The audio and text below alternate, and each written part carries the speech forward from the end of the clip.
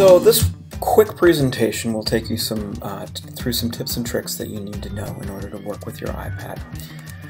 First of all, remember to do the student agreement. If you need help with that, come see us in the Media Center. Make sure that you back up your notability as well, and again, if you don't know how to do that, we'll provide more information if you stop by the Media Center. If you don't have self-service on your iPad right now, we need you to stop by the Media Center and let us know about that. We're trying to correct the last few students that are having problems with self-service. If you can't download Notability, that's a bigger problem that we're working with district-wide. Give us some time. We're hoping that we can get that corrected soon. If you haven't changed your password for your district account, it's a very simple process. Your teacher should be able to step you through that, but again, it's also on your iPad. Look for the password icon and step through the process. If you haven't set your passcode on your iPad, we encourage you to do that. Go to Settings, go to Passcode, turn off Simple Passcode, and enter your student ID as your passcode. Some things to remember about what you can and can't do with your iPad. Always keep it in a safe place. That means avoiding anything involving temperature, sharp, heavy objects, moisture, food, drinks, etc. Don't lend your iPad to somebody else. Keep your iPad in your case, and that includes your kickstand as well. Make sure that you know where your charger and your charger cable is as well. Bring your charged iPad to class every day. That means plugging it in every day. And if you're having problems with your iPad not being charged when you come to school, one time not a problem, stop by the Media Center. We can charge it for you. If it continues to be like a routine thing, then that becomes something that we'll have to talk to you about.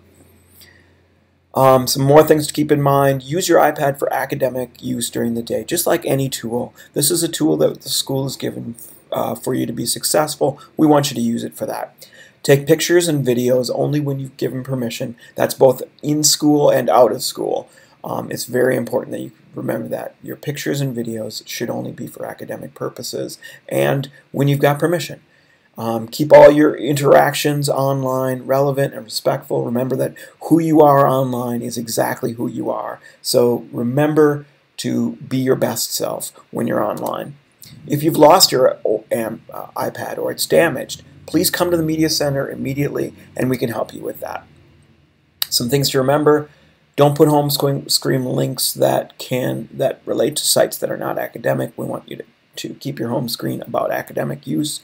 Your iPad should be fully charged and ready each school day, so remember that.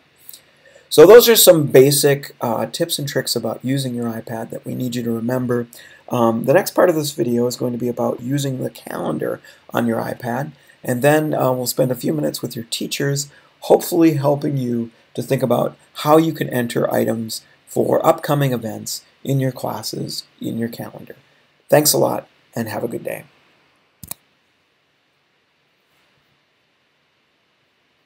Video is going to take you through the process of showing you how to work with Calendar on your iPad. It's a great tool to get your work done, and using the calendar is going to be an excellent way to make sure that you're prepared for classes.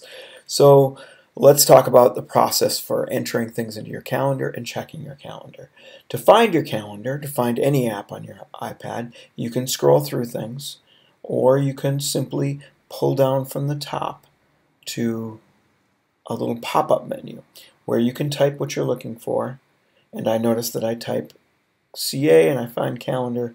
I click on it and I see an event in day view, upcoming volleyball game. I can click on another day and find out more information. I've got other things that are coming up, all kinds of different sorts of events that are taking place. Let's say I have an event on Thursday, a test at 9:30 a.m. In order to add that event to my calendar, I'm going to click the plus sign. I'm going to type test, English vocab, and my stuff is going to show up in there. We don't have to set the location for that. You can make that event all day, although most of the time you're not going to set events as being all day. You want to set the start time. 9:15. And then that event is entered into your calendar. If you see right here, I made it an hour long. But that's probably not going to help me much, right? Knowing that I have a calendar or an event, a vocab test coming up, I would want to think ahead of time and give myself some time to prepare for that. So on Wednesday night, let's say at 6, I'm going to set up some time for a vocab review in English. Say from 6 p.m. to 7 p.m. Wednesday, 6 p.m. and ends at 7. That gives me plenty of time to make sure that I've got my vocab done. So now at like 5:30, my calendar will go off on my iPad, reminding me that I have a vocab test coming up in English and giving me a reminder that I can prepare for it. So 2 steps to putting any sort of test into the calendar, and that is to remember to put yourself a reminder a little ahead of time so that you can remind yourself about studying. In future lessons, we'll talk about to-do lists and some other tools that will be really helpful in being able to use your iPad. Thanks for listening, and I hope you enjoy your iPad.